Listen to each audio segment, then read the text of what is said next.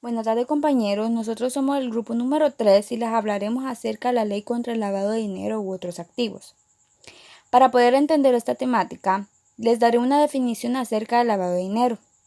Se conoce como un acto de corrupción, lavado de capitales y de igual manera la malversación de activos utilizados de manera ilegal, que tiene como una función principal toda aquella realización de actividad ilegal en el ámbito económico financiero, o se puede decir que es hacer que los fondos o activos sean obtenidos con frutos ilegales, las cuales circulan en el sistema financiero.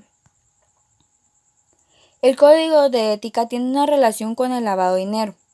Teniendo ya el concepto de la actividad de lavado de dinero, en materia de ética se ve afectado, lo cual corrompe los principios de la misma y originando amenazas, lo cual tanto las personas como la entidad se ven cómplices de ellas. En el mismo podemos ver los principios que se ven afectados, tales como la integridad. Acá nos habla de que tenemos que ser francos y honestos, pero recordemos que acá en el lavado de dinero, el cumplimiento de las mismas se deja a un lado, debido a que estas cometen actos ilícitos y no se puede trabajar con transparencia. También está la objetividad. Este principio nos habla de no comprometer juicios profesionales, pero si nos damos cuenta acá en el lavado de dinero, sí se compromete porque está realizando actos que no son legales, de donde se deja a un lado el objetivo principal de la entidad y de tal manera solo se cumple con los intereses propios. Asimismo, el comportamiento profesional nos habla de cumplir con las disposiciones legales para que el profesional no desacredite su profesión. Pero en este tema no respetamos las leyes y son las primeras que se corrompen. No se respetan y asimismo el profesionalismo se pierde desde ya, debido a que su ejercicio no es de manera legal y acorde a los principios que esta misma da. El código de ética también nos señala unas amenazas. Y el principal es amenaza de interés propio, amenaza de que da un interés financiero u otro que influya de manera inadecuada en el juicio o en el comportamiento del profesional. La misma amenaza nos describe que frente a este lavado de dinero, a este tema, corremos riesgo de que el interés propio lo corrompamos desde ya y no veamos los intereses que la entidad o los objetivos que ésta desee cumplir. La amenaza de abogacía es donde el profesional de la contabilidad promueve la posición de un cliente o que la entidad para la que trabaja está al punto de comprometer su objetividad. En sí, el lavado de dinero desde el primer momento en que se acepta este tipo de actividad o este tipo de trabajo, desde ya lo estamos comprometiendo. Amenaza de intimidación. Amenaza donde las presiones son reales o percibidas, incluyendo todos los intentos de ejercer una influencia indebida sobre el profesional de la contabilidad. Es donde en el negocio del lavado de dinero se tienen demasiadas presiones, desde la cabecilla hasta el último que lo obtiene. Como todo tiene un objetivo, la ley también lo tiene. Y la presente ley tiene por objetivo prevenir, controlar, vigilar y sancionar el lavado de dinero u otros activos. El interés de la misma es purificar toda mancha que conlleva un acto ilícito, por lo que puede causar uno o más personas en colaboración, pues afecta a la economía y la integridad de los mismos en ellos a medida de que éste puede originar amenazas cambiando el rumbo de los objetivos de la misma entidad. En el capítulo número 2 podemos ver que en el artículo 2 de la misma encontramos ciertas actividades que estos pueden cumplir en temas de lavado de dinero. Es todo aquel que invierte, convierta, transfiera o realice cualquier transacción financiera con bienes o dinero, sabiendo que por tal razón de su cargo, empleo o oficio de este mismo en profesión, esté obligado a saber que los mismos son producto que proceden o se originan de la misma, un delito. En el inciso B, es adquirir, poseer o administrar todo aquel que utilice bienes o dinero sabiendo que por su cargo pueda también originar una comisión de un delito. En el inciso C es aquel que oculte o impida la determinación de la verdadera naturaleza. En el origen, la ubicación, el destino o el movimiento de la propiedad de bienes o dinero o derechos relativos. Todas estas actividades que dicha persona o dicho conjunto de personas realicen tienen el mismo fin, tener y cumplir un delito. En la misma ley nos menciona quiénes son los responsables de esta.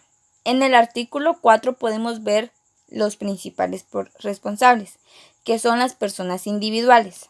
El responsable de un delito de lavado de dinero u otros activos será sancionado prisión inconmutable de 6 a 20 años.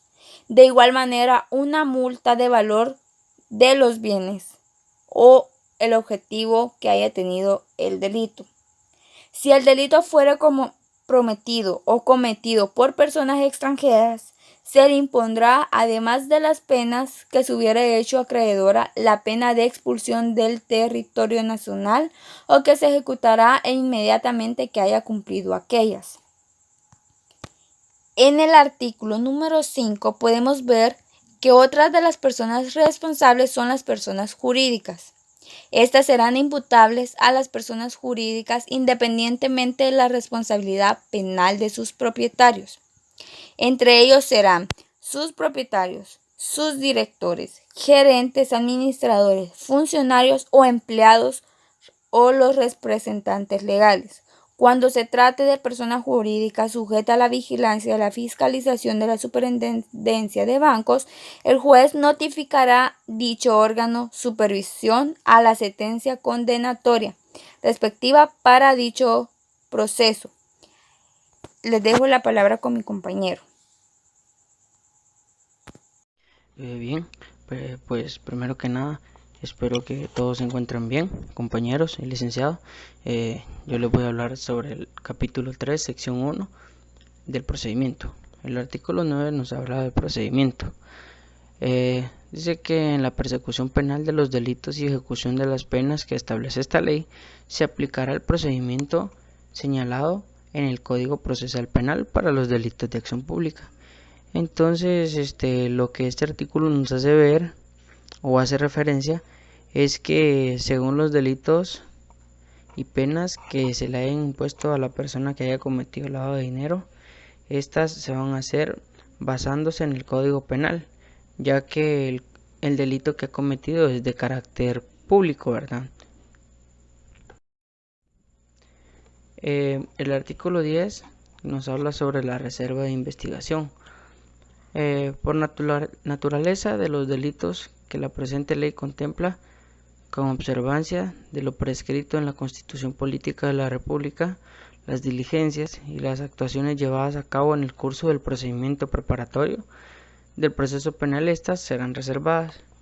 Entonces, lo que nos quiere decir es que según la naturaleza de los delitos sobre los cuales esta persona fue culpada, no deberán ser divulgados ante la población, ¿verdad? Porque tienen que ser dictadas por un juez antes de que esto salga a la luz.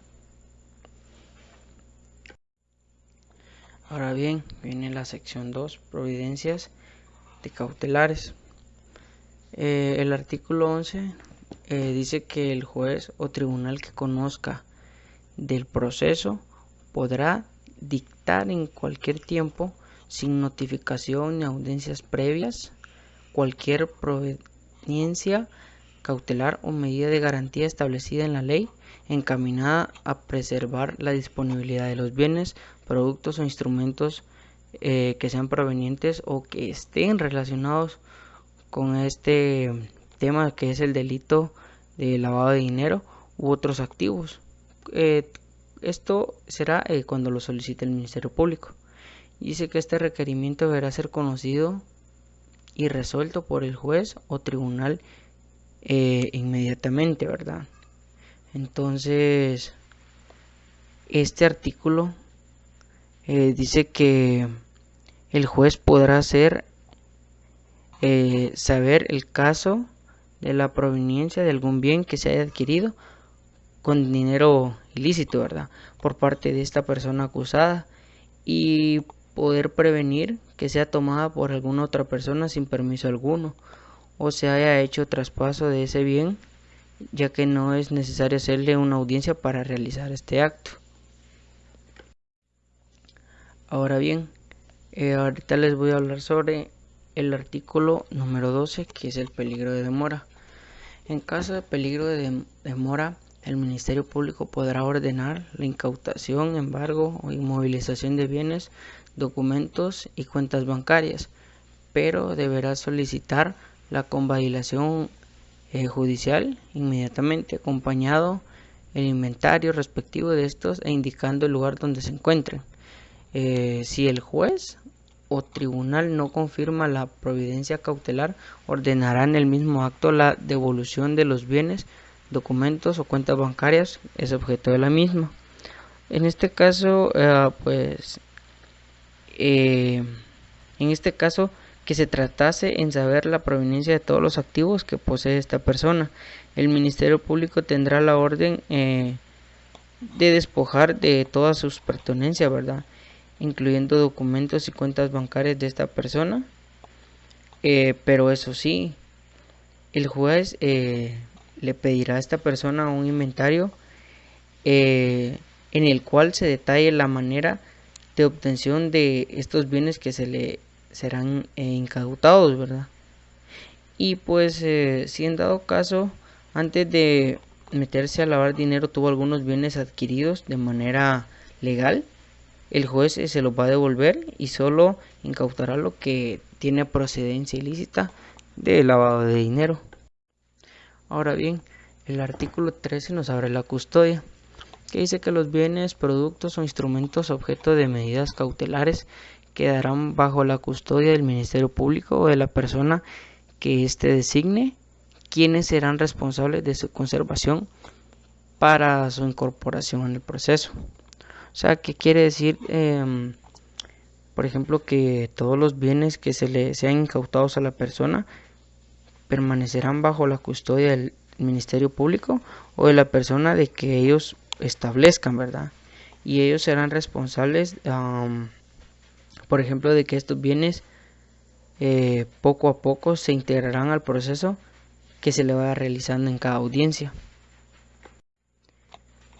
El artículo 14, que es de revisión, dice: las providencias cautelares decretadas podrán ser revisadas, revocadas o modificadas en cualquier tiempo por el juez o tribunal a solicitud de parte que sea garantizado en todo caso el derecho de audiencia. Entonces quiere decir que acá todos los bienes provenientes del lavado de dinero podrán ser dejados sin valor alguno o ser modificados, cambiándoles por ejemplo su valor. Eso sí tiene que haber una solicitud con el derecho de tener audiencia para tratar sobre el tema, ¿verdad? El artículo 15 de destino de bienes, productos o instrumentos de objeto de proveniencias cautelares dice que cuando no sea posible establecer al titular del derecho de propiedad o de cualquier otro derecho real sobre estos objetos que han sido adquiridos en el lavado de dinero o que no sean reclamados durante un plazo de 3 meses, el juez podrá previa audiencia a quienes, de acuerdo con lo que consta el expediente, puedan tener interés legítimo, ¿verdad? Entonces quiere decir de que si no se da con el paradero de todos los bienes incautados adquiridos o que no sean reclamados mediante un plazo de 3 meses, este juez hará una audiencia con el familiar de la persona afectada para poderles permitir darle uso temporal a esos bienes sin que ellos salgan afectados por el uso de ellos. Pero los bienes que podrán ser usados más que todo serán las propiedades, porque el dinero se le es incautado siempre a él. Y el artículo 16 dice que habla sobre los terceros de buena fe, que dice que son las medidas y sanciones a que refieren los artículos 11, 12 y 15. Entonces, esto lo que nos quiere decir es de que se aplicarán, ¿verdad? Salvo los derechos de terceros de buena fe, ya que cuando habla de un tercero de buena fe, pues esa es aquella persona individual o jurídica que ha actuado con lealtad hacia esta persona, ¿verdad? Y por último, el artículo 17, que se habla sobre devoluciones de bienes, pues nos quiere decir, ¿verdad?, que el reclamante, pues siempre y cuando sea familiar, tiene derecho respecto a todos los bienes, ¿verdad?, que se le ha incautado a esta persona. También que la persona que reclamará estos bienes no puede ser culpado de ningún delito, porque solo está haciendo un acto que está en su derecho, ¿verdad? Pero como vuelvo a recalcar, tienen que ser objetos de manera que se hayan adquirido de manera legal. Entonces dice que acá el que reclame los bienes tendrá que hacer todos los procesos para que los bienes queden limpios y así más adelante no tener ningún problema con ello, ¿verdad? Esta ha sido mi participación. Gracias por su atención. Muy buenas tardes, compañeros. A continuación les daré a conocer un poco más sobre lo que es esta ley, en lo que trata el capítulo 4 sobre las personas obligadas y de sus obligaciones. Para comenzar, en el artículo 18 nos dice que para efectos de la presente ley se consideran personas obligadas las siguientes: las entidades sujetas a la vigilancia e inspección de la Superintendencia de Bancos, las personas individuales o jurídicas que se dedican al corretaje o a la intermediación en la negociación de valores. Al hablar de corretaje se refiere a la remuneración o al pago que recibe un contratista o corredor de comercio por los servicios que presta a una empresa o a una persona. Las entidades emisoras y operadoras de tarjetas de crédito, las entidades fuera de la plaza denominadas offshore que operan en Guatemala, que se definen como entidades dedicadas a la intermediación financiera, constituidas o registradas bajo las leyes de otro país, pero que realizan sus actividades principalmente fuera de la jurisdicción de dicho país. Las personas individuales o jurídicas que realizan cualquiera de las siguientes actividades, las cuales son la operación sistemática o sustancial de canje de cheque, transferencias sistemáticas o sustanciales de fondos, o movilizaciones de capital o cualquier otra actividad que por naturaleza de sus operaciones pueden ser utilizadas para el lavado de dinero u otros activos, como se establece en el reglamento. Ya que las antes mencionadas son actividades que muchas veces son ideales para este tipo de delitos, como lo es el lavado de dinero. En este capítulo también encontramos el artículo 19 que trata sobre los programas, el cual nos dice que las personas obligadas deberán optar, desarrollar y ejecutar programas, normas, procedimientos y controles internos idóneos para evitar el uso indebido de sus servicios y productos en actividades de lavado de dinero u otros activos. Estos programas incluirán como mínimo lo que son procedimientos que aseguren un alto nivel de integridad del personal y de procedimiento de los antecedentes personales, laborales y patrimoniales de los empleados. Esto para evitar cualquier tipo de situación en el que algún empleado use la entidad para la que trabaja como un medio para poder operar de manera ilegal. También está la capacitación permanente al personal e instrucción en cuanto a la responsabilidad y obligación que se derivan de esta ley. Esto lo que implica básicamente es mantener informado al personal si alguna ley ha sido actualizada de alguna manera que les implique más responsabilidad o obligaciones.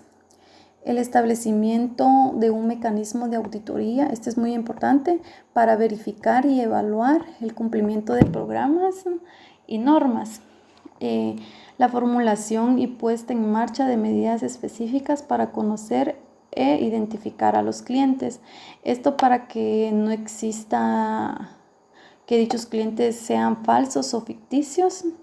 Para esto, la Superintendencia de Bancos, a través de la Intendencia de Verificación Específica, deberá velar por el cumplimiento de las obligaciones establecidas en dicho artículo.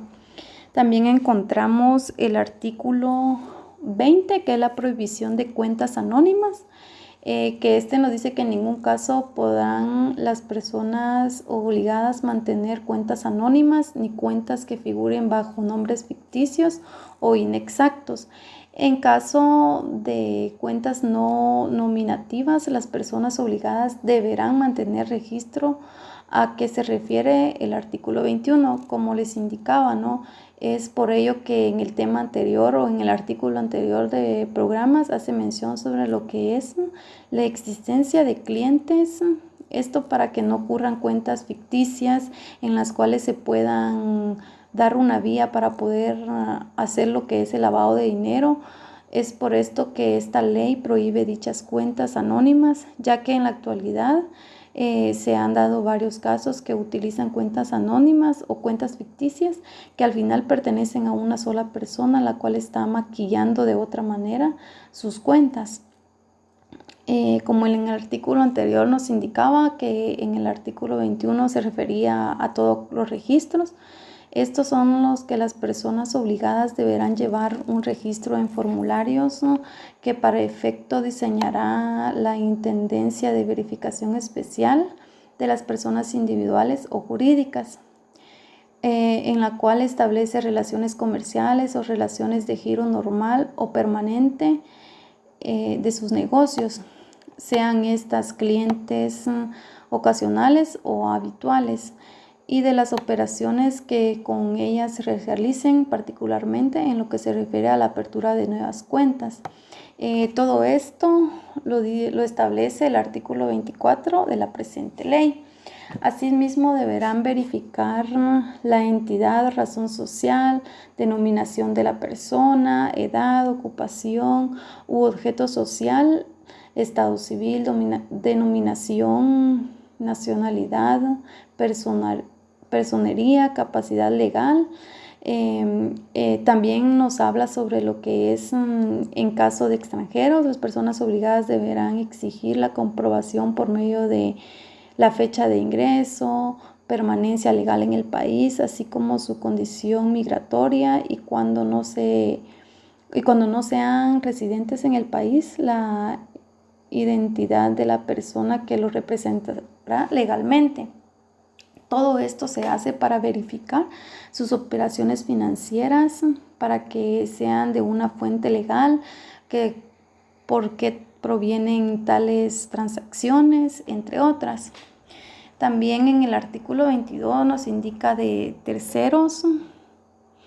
En el artículo 23, actualización y conservación de registros, que también esto hace referencia en el artículo 20 y 21 que fueron los antes mencionados, que se refiere a los registros que deben de actualizarse continuamente conforme va pasando el tiempo para que sean más reales y verídicos.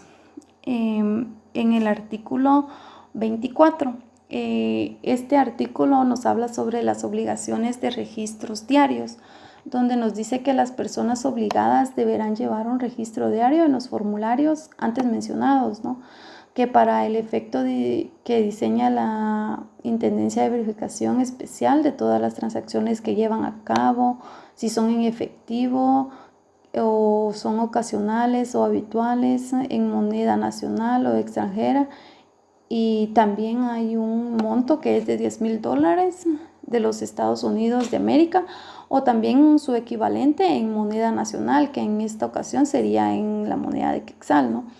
Las transacciones múltiples en efectivo, tanto en moneda nacional o extranjera, en su conjunto superen el monto establecido en el artículo. Serán consideradas como una transacción única si son realizadas o en beneficio de una misma persona durante un día, ya que cuando éste supera el monto requerido o acordado, también esta ley tomará como una transacción dudosa. En En el artículo 25 también nos habla de la declaración, que nos dice que la autoridad competente podrá verificar la información proporcionada en la declaración jurada contenida en la formulación. En el caso de existir omisión de la declaración o falsedad de la misma, o que el dinero o los documentos relacionados serán incautados y puestos a disposición de las autoridades para el proceso de investigación. Esto también, como les decía, según el artículo 25,